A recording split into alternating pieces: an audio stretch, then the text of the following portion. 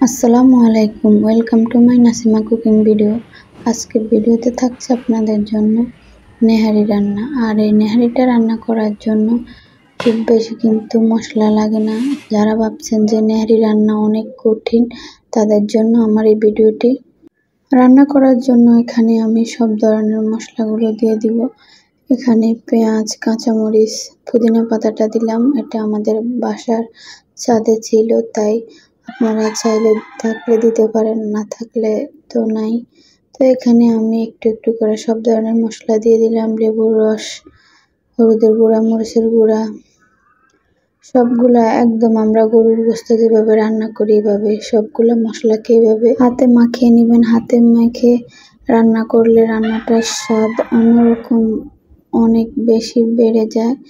এটার হাতে মাখা রান্নার স্বাদই আলাদা।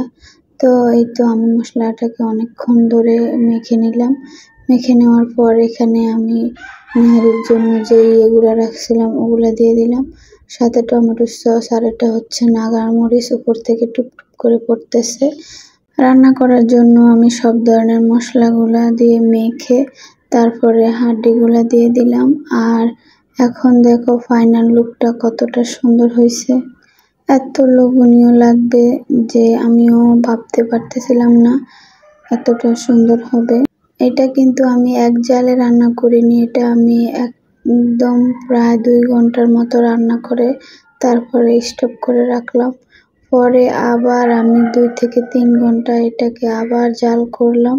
সিদ্ধ করতে করতে আমার এই যে দেখো, এটা এখন ধরলেই মানে মাংসগুলো আলাদা হয়ে যাবে, এতটা সুন্দর হয়েছে।